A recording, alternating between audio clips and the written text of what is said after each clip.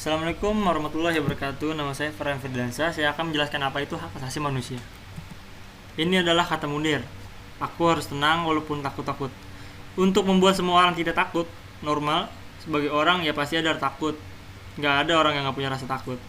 Cuma yang aku coba untuk aku temukan merasionalisasi rasa takut. Munir. Kita masuk ke pembahasan. Yang pertama, pengertian hak asasi manusia dan menurut para ahli. Yang kedua, macam-macam dan perkembangan HAM.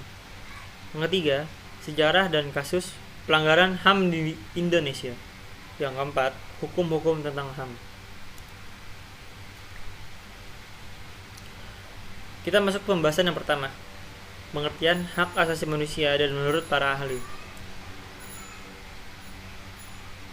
Pembahasan yang pertama adalah pengertian hak asasi manusia. Yang kedua adalah pengertian hak asasi manusia menurut para ahli. Apa itu hak asasi manusia? Setiap manusia yang ada di dunia ini memiliki hak dan kewajiban yang harus dijalankan. Pada zaman semakin berkembang, maka muncullah istilah hak asasi manusia.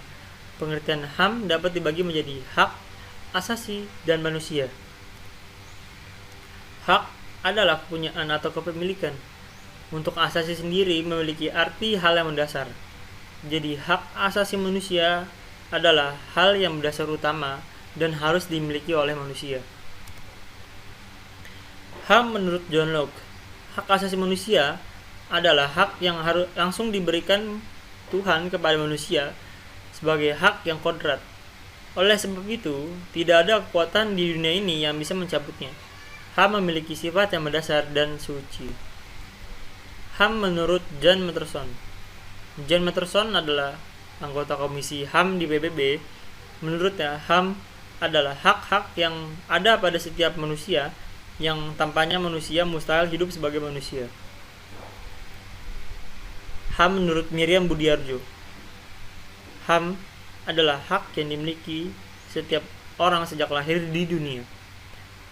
Hak itu sifatnya universal karena hak dimiliki tanpa adanya perbedaan, baik itu ras, kelamin, budaya, suku, dan agama. Kita masuk ke pembahasan yang kedua, macam-macam dan perkembangan HAM. Pembahasannya ada dua, macam-macam HAM dan perkembangan HAM. Hak asasi pribadi. Hak ini merupakan hak yang berhubungan dengan kehidupan pribadi setiap orang. Contoh dari personal human right ini adalah kebebasan untuk menyampaikan pendapat, kebebasan untuk berpergian, bergerak, berpindah ke berbagai tempat, dan lain sebagainya. Hak asasi politik ini merupakan hak asasi dalam kehidupan politik seseorang. Contohnya adalah hak untuk dipilih dan memilih, hak dalam keikutsertaan, kegiatan pemerintahan, dan hak dalam membuat petisi, dan lain sebagainya. Hak asasi ekonomi.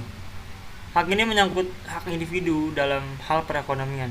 Contoh dari hak property right adalah kebebasan dalam hal jual beli, perjanjian kontrak, penyelenggaraan sewa menyewa, memiliki sesuatu, dan memiliki pekerjaan yang pantas.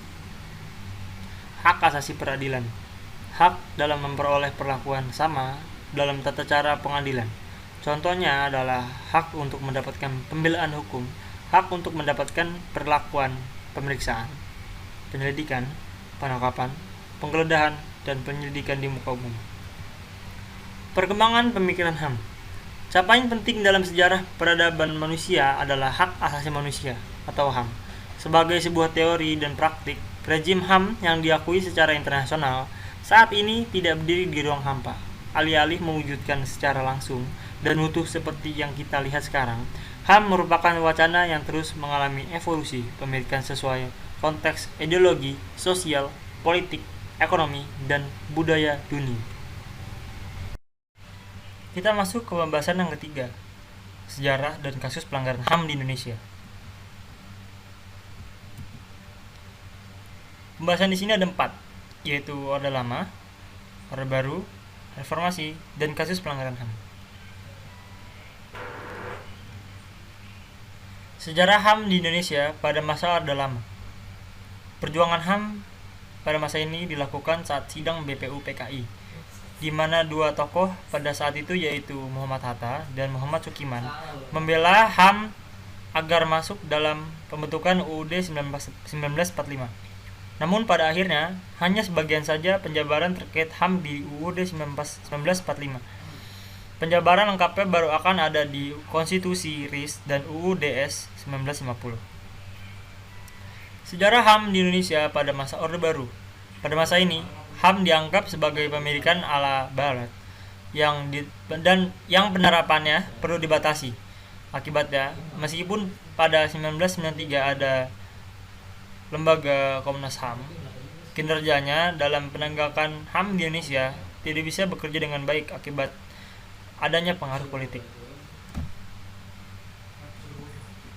Sejarah HAM di Indonesia pada masa reformasi. Pada masa reformasi, penegakan HAM di Indonesia mulai digalakkan.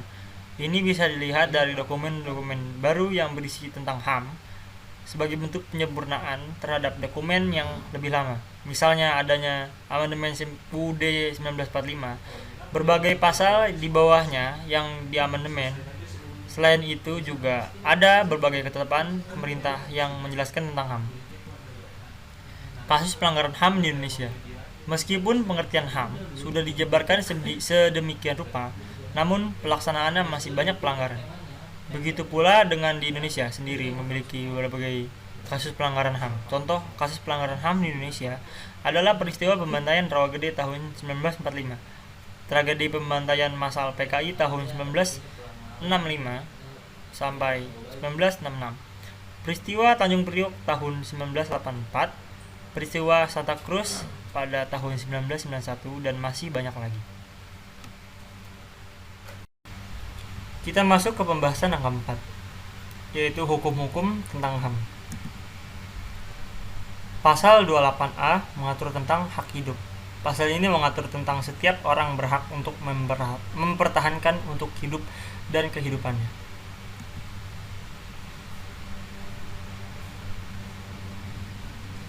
Pasal 28B mengatur tentang hak berkeluarga.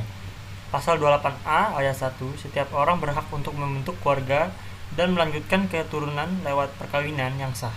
Sedangkan pasal 28A ayat 2, setiap anak berhak atas kelangsungan hidup, tumbuh, dan berkembang, serta berhak atas pemberian berasal dari kekerasan dan diskriminasi.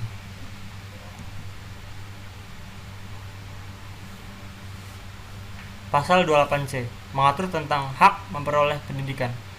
Pasal 28C ayat 1 berisi tentang mengembangkan diri lewat pemenuhan keperluan dasar, berhak mendapat pendidikan, dan mendapatkan fungsi berasal dari ilmu-ilmu dan teknologi, seni dan budaya demi menambah mutu hidup dan kesejahteraan. Pasal 28E mengatur tentang kebebasan beragama. Pasal 28E ayat 1, setiap orang bebas memeluk agama dan beribadat menurut agama, memilih pendidikan dan pengajaran, pekerjaan, tempat tinggal, dan pergi dari negaranya lalu kembali. Organisasi hak asasi manusia dari berbagai penjuru dunia. Dari sekian banyak masalah tentang pelanggaran HAM, maka muncullah organisasi yang fungsinya sebagai wadah untuk masyarakat dalam menyelesaikan masalah HAM dan memperjuangkan setiap hak asasi manusia di muka bumi ini. Karena sebagai wadah organisasi adalah ujung tombak dari setiap permasalahan yang ada. Contoh organisasi yang ada di berbagai penjuru dunia antaranya yaitu The Institute for Migrant Rights, Amnesty International, Article 19, Justice for the World, Olympic Watch, Hak Asasi Manusia di Tiongkok dan Beijing 2008, dan lain sebagainya. Sekian dari saya, terima kasih. Wassalamualaikum warahmatullahi wabarakatuh.